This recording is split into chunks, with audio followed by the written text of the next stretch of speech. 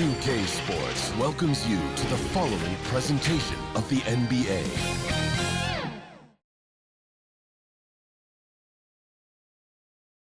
And the player introductions are wrapped up. The starting fives for both teams, as we're just about ready to get this one started.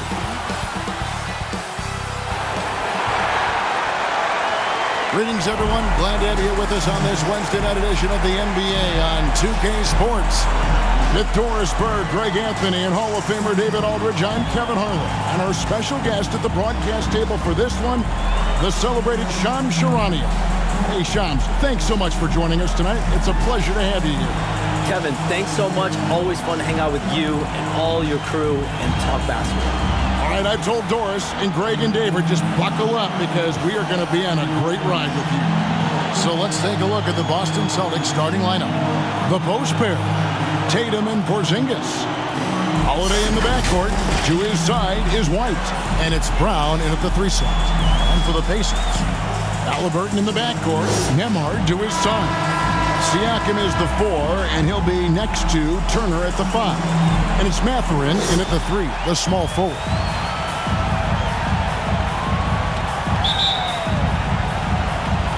And so off the tip, it's Boston.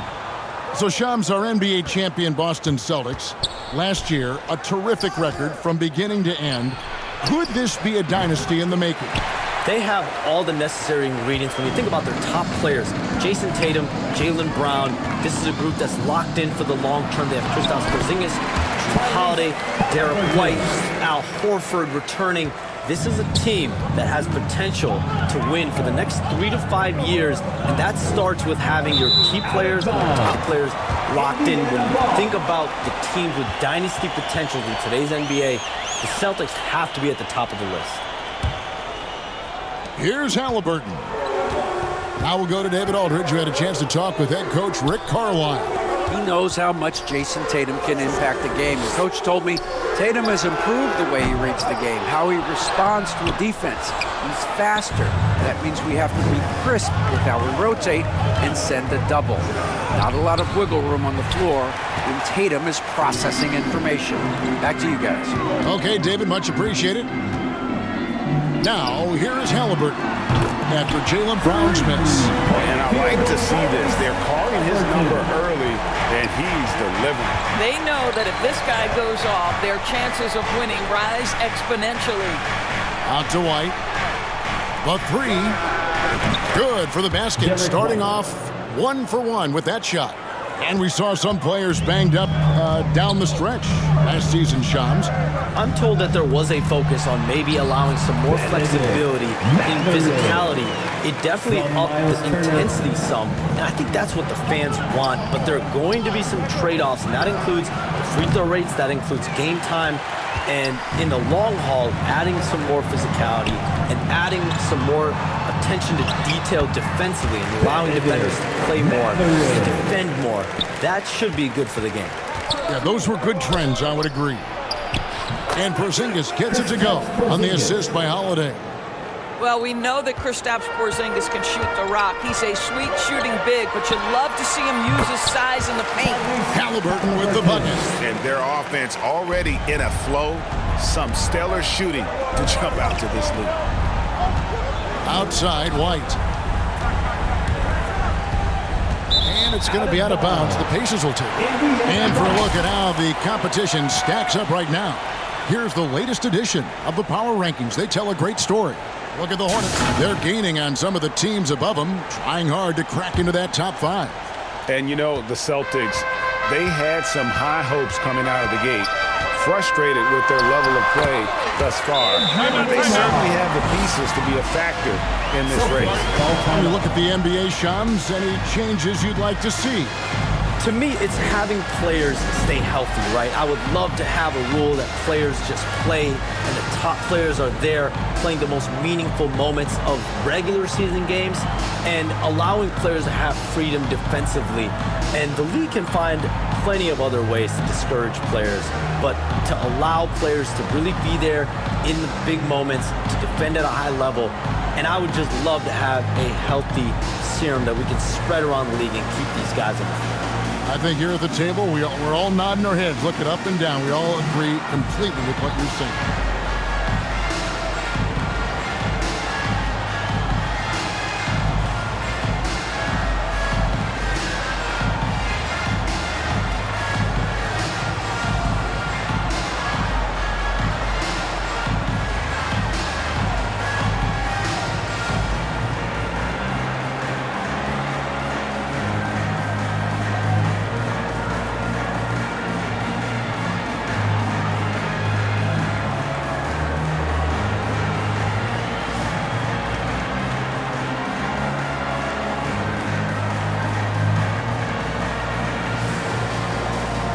Celtics making a switch here.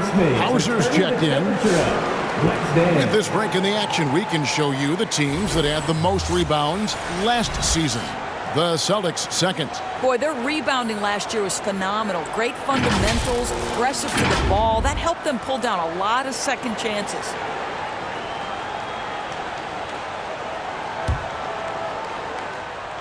Here's Tatum. It's an 8-point differential. Well, the latest CBA introducing the second apron, limiting Shams what teams above the cap can do. How does that new rule affect teams? Decision makers tell me that they're very much keeping an eye on the second apron, not only of their team, but others, and teams that will have to shed salary because of the second apron and the amount of big contracts we're going to see teams give to players. You're going to see it at the top, but that may dwindle in the middle of their roster. But we will see a more competitive league because of these new CBA changes and less of a chance of super teams and just more parity and dispersed talent.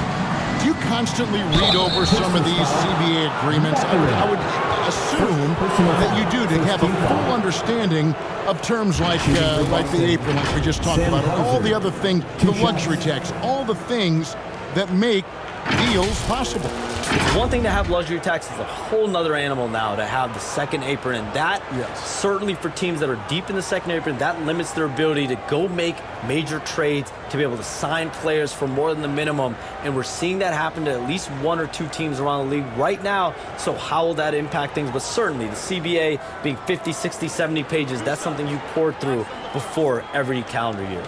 It is just fascinating. Wow.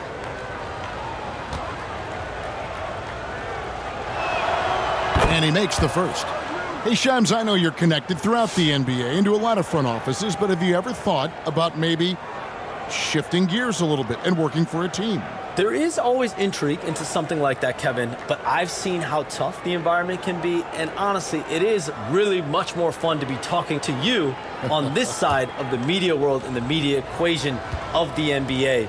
But listen, there's always intrigue with the front office. And a lot of opportunities I know you're looked at. But thank you for your honesty in that. This is about the last guy you want to send to the stripe right now. They keep fouling him, and he keeps making them. No one near Turner as he lets it go. The rebound by the Celtics. Boy, he'll usually knock it down if he's left that wide open. Just comes up empty.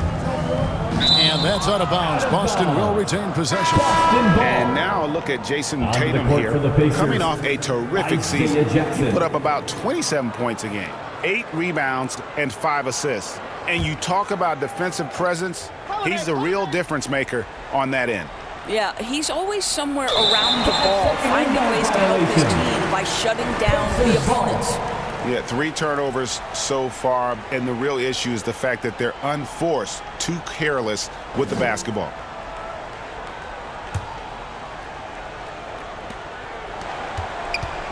Indiana leading by 10. And the league continuing, Shams, to tweak the rules around replay review. But would you set a time limit to maybe tweak it a little bit? Have to, right? Especially some of these games and the way they're ending. It's something to try if you can't find a cause to really overturn in a minute or two. Let's keep this game moving. I think we all love a free-flowing game. I agree. And the Pacers with possession here, following the bucket by the Celtics. That shot wide open. Defensively, they've been a step slow here to start. There's 1:54 left in the first quarter. There's Brown with the 3. It's good. The assist that time from Holiday. Holiday's got 3 assists in the game. Tappan kicks to McConnell. Pass to Halliburton. And there are the Pacers with another bucket. Well, this guy has been efficient and effective all night. That IQ has been on display. Celtics trail by 12. Brown outside. Stolen by Jackson. Fast break. Here comes Indiana. Halliburton with it. Picked up by Brown. And you can't help but pick their defense apart. They're completely in disarray. Brown, no good. Boy, a really tough quarter for this guy. Just struggling to make shots right now. A shot by McConnell, no good. And it's Porzingis with the ball. He'll bring it up for Boston. Brown, and he drops in the layup off the glass. Brown's got 5 points so far. Well, this is where the powerful frame and explosive athleticism of Jaylen Brown becomes a problem for the opponent. Nicely done. Here's Toppin, and he uses the glass on the layup. And you can see their strategy coming in. They want to control the paint. They have used their size and their strength to get off any shot they want. They've dominated on the interior. And the foul on Drew Holiday. That is his first foul of the game. Austin making some changes. Luke Cornett, he's checked in for Porzingis. Horford comes in for Jaylen Brown. And it's Pritchard in for Tatum.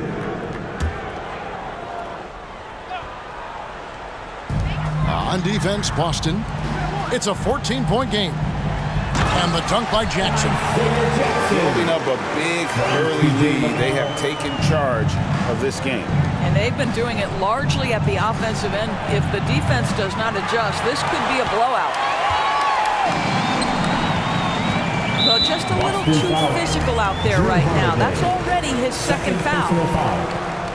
The Pacers shooting their first free throws of the game on this trip to the line. For the Pacers, Tyrese Halliburton, 2 shots.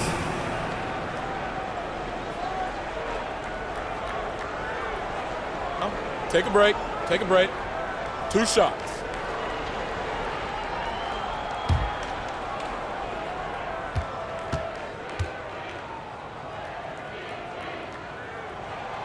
That's good from Halliburton.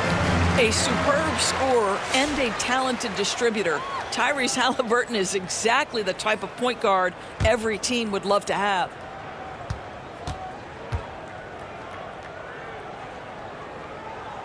Halliburton hits them both. 12 seconds left here in the opening quarter. Pritchard passes to White. Here's Hauser. Boston, no good that time either. Halliburton for 3. And the last shot at the buzzer doesn't go in for him. And so it's the Indiana Pacers with an 18-point lead as the quarter comes to a close. And their ability to get points in the paint has made all the difference in this one. We'll get you back to the action after this break.